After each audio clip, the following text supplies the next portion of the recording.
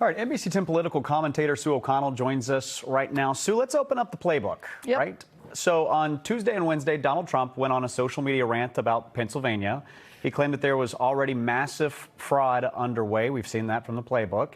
Then late last night, he pulled out of a planned visit to this weekend's Penn State game.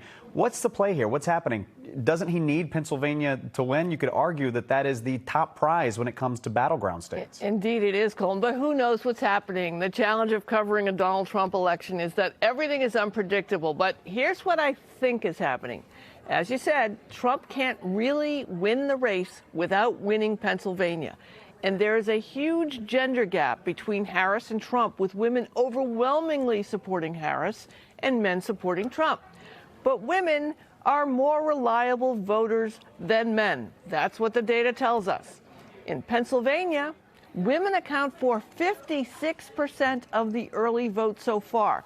Now, remember, the campaigns have the data of who voted, what their gender is, what their party affiliations are, and how many unmailed ballots are still out there. So, is it possible the Trump campaign thinks the mail-in vote will predict the in-person vote in Pennsylvania, and there's no point being on the ground there? We'll find out when it's all over. Well, if the early voting data, as you're saying right now, if it tells us a little bit of a story in Pennsylvania, what does it tell us elsewhere across the country? So more of the same, especially in the battleground states. So nationally so far, about 58 million mail-in and early in-person votes have been cast. And 54% have been cast by women, 44% by men. Now remember the caveat here. More Republicans are voting earlier than ever before, and just because someone has a party affiliation doesn't mean that's how they're going to vote. All right, I want to talk quickly about Elon Musk, because I can't wrap my head around this. He's being sued by the Philly DA. This is to block his daily $1 million giveaway. It's in 7 battleground states. Correct. Basically, it works like this. If you're a registered voter, you sign his pledge, you get put into a raffle, you could win $1 million. Correct. Musk hopes to push this lawsuit to federal court. How is this legal?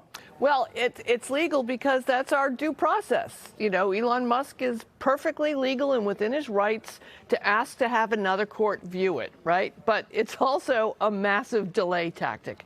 The move would start the process basically from scratch, so it's going to slow everything down.